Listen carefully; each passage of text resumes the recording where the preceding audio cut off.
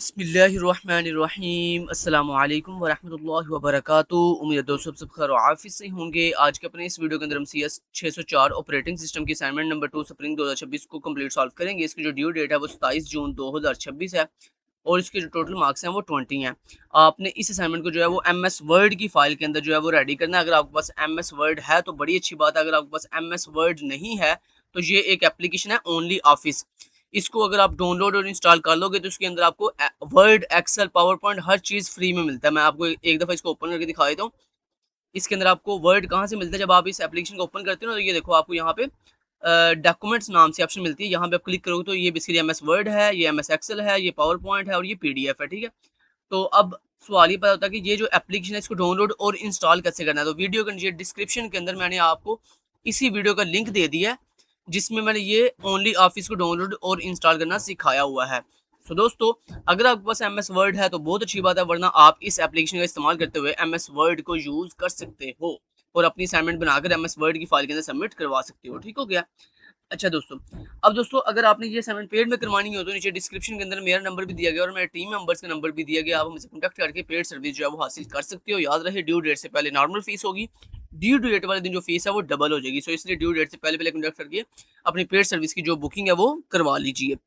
अच्छा दोस्तों, इस असाइनमेंट में बेसिकली हमें करना ये है कि हम एक सिनेरियो दिया गया यूनिवर्सिटी मैनेजमेंट सिस्टम का, जिसके अंदर हमें 2 टास्क दिए गए हैं, टास्क 1 एंड टास्क 2। टास्क 1 में बेसिकली 3 हमने क्वेश्चन सॉल्व करने हैं और टास्क 2 के अंदर बेसिकली 2 क्वेश्चन सॉल्व करने हैं, बेसिकली 2 प्रोग्राम लिखने हैं। टास्क 1 के अंदर कोई प्रोग्राम नहीं है, इसमें ओनली सिर्फ थ्योरी है। ठीक है, तीन क्वेश्चन हैं टास्क 1 के और तीनों क्वेश्चन का बेसिकली थ्योरी है। वो थ्योरी आप खुद भी लिख सकते हो या किसी AI टूल यानी लाइक ChatGPT, DeepSeek, जेमिनी किसी से भी लिखवा सकते हो। टास्क नंबर 1 के इन तीनों क्वेश्चन की थ्योरी जो है वो आप उससे लिखवा सकते हो। रही बात टास्क 2 की, तो टास्क 2 में बेसिकली 2 छोटे-छोटे C प्रोग्राम हैं जो आपने लिखने हैं और यहाँ पे सर ने देखें लिखा भी हुआ है। सर कह रहे हैं प्रोवाइड टास्क 1 सॉल्यूशन। सर कह रहे हैं टास्क 1 का जो सॉल्यूशन है वो मुझे प्रोवाइड करो।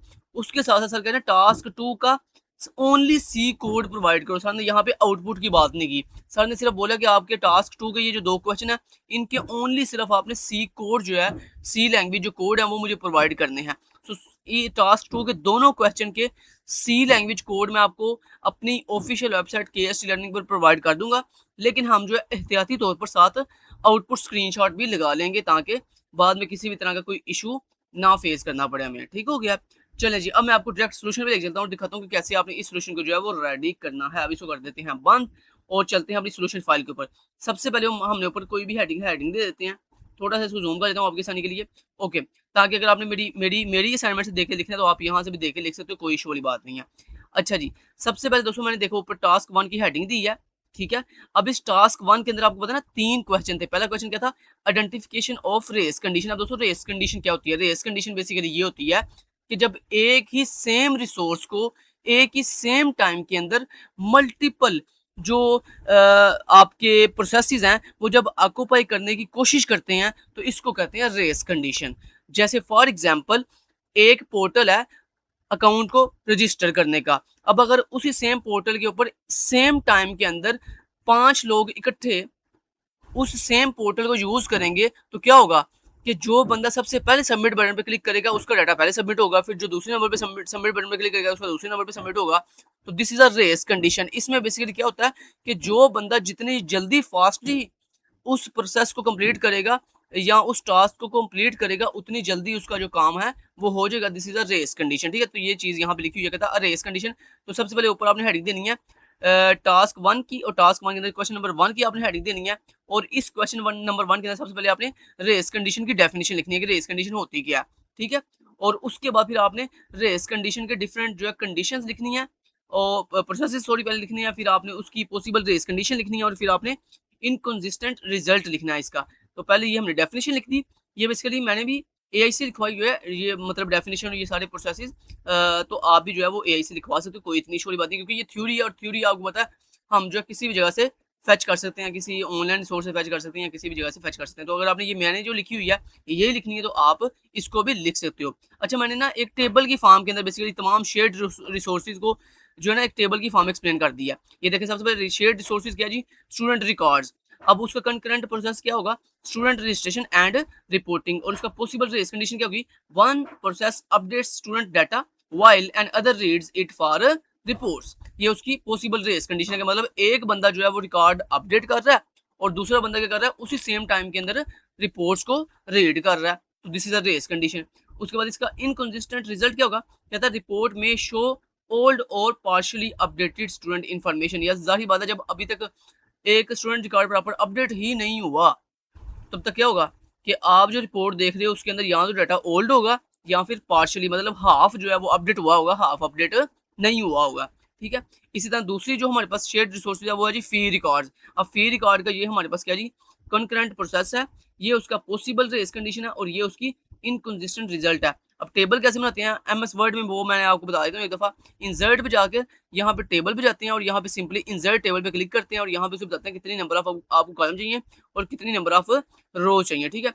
तो मैं सिर्फ एक दफ़ा आपको ये दिखा देता हूँ, ये थ्योरी आप बाकी मैंने बताया ना, आप किसी एआई टूल से भी लिखवा सकते हो, उसको अपना क्वेश्चन देना, वो जो क्वेश्चन हमें सर ने दिया हुआ ना सिनेरियो यूनिवर्सिटी मैनेजमेंट सिस्टम का, वो और उसको साथ अपना टास्क नंबर 1 के तीनों क्वेश्चन देना, वो आपको ये सारा सोल्यूशन जो है वो लिख देगा, थ्योरी सारी लिख देगा।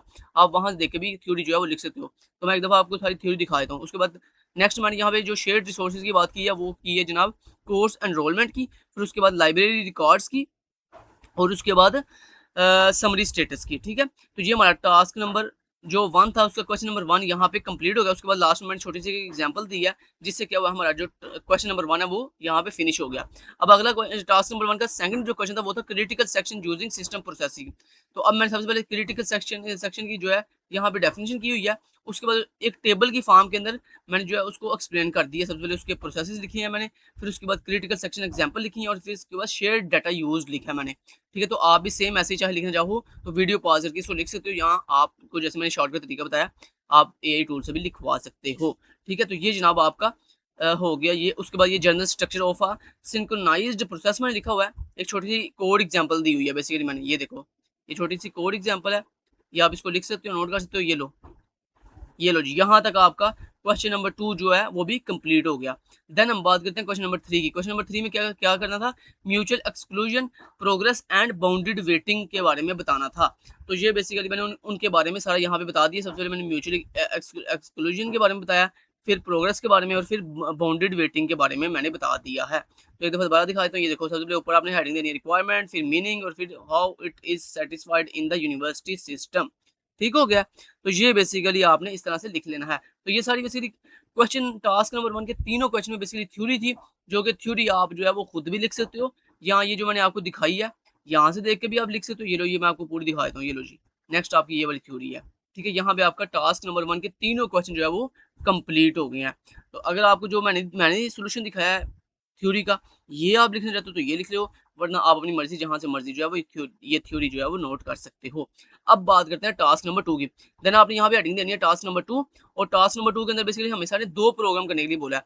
तो आपने यहाँ पे हेडिंग देनी है टास्क 2 के नीचे program 1 set test and set log, और इसके नीचे ये जो कोड है, ये कोड आपने कहाँ से लेना है वो मैं आपको अभी बता देता हूँ। ये कोड आपको मैं बिल्कुल फ्री में प्रोवाइड कर दूंगा। ये लो, ये कोड है यहाँ तक।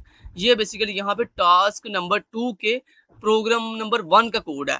ठीक हो गया। और ये जो नीचे मैंने एक्सपेक्टेड आउटपुट लगाई हुई है, ये सर ने मांगी नहीं है, लेकिन मैंने एहतियाती तौर पर लगाई हुई है कि चलो बाद में कोई इशू का सामना ना करना पड़े। अब दोस्तों आपने जब ये ऊपर हेडिंग दी, कौन सी वाली, ये वाली program 1 test and set log, इसके नीचे ये जो कोड है ये आपने कहाँ से लेना है मैं आपको बता देता हूँ। आपने जनाब मेरी इस वेबसाइट का लिंक मैं नीचे वीडियो का डिस्क्रिप्शन में दे दूंगा।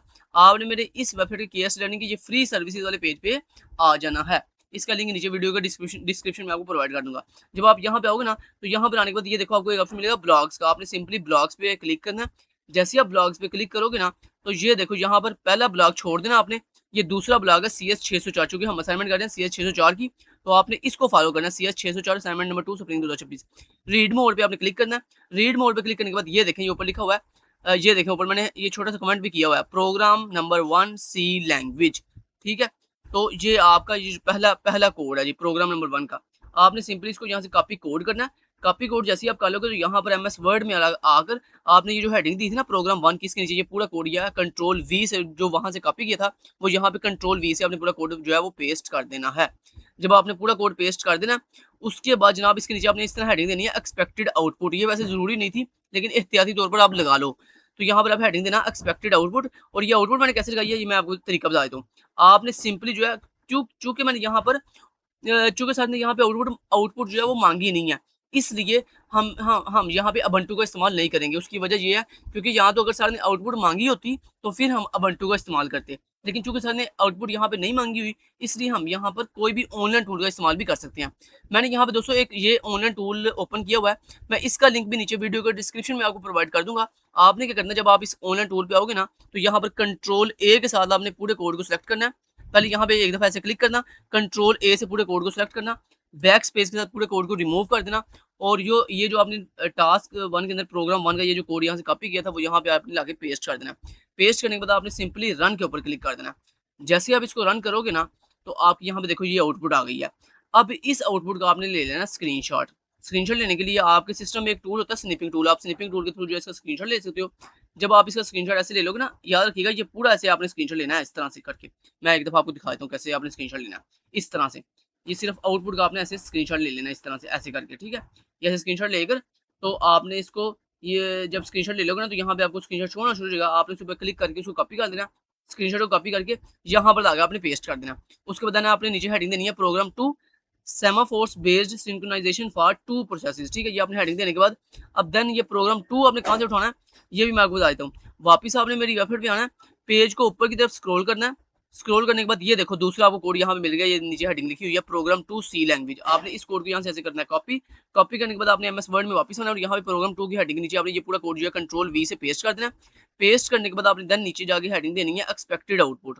यहाँ पर आपने हेडिंग देनी है एक्सपेक्टेड आउटपुट और ये आउटपुट आपने कैसे लेनी है, सेम वही तरीका, वापस आओ कंपाइलर पे, ऑनलाइन कंपाइलर पे, यहाँ पर आके कंट्रोल ए दबाओ, पूरा कोड रिमूव कर दो, कंट्रोल वी से प्रोग्राम 2 का कोड पेस्ट कर दो और सिंपली रन के ऊपर क्लिक कर दो।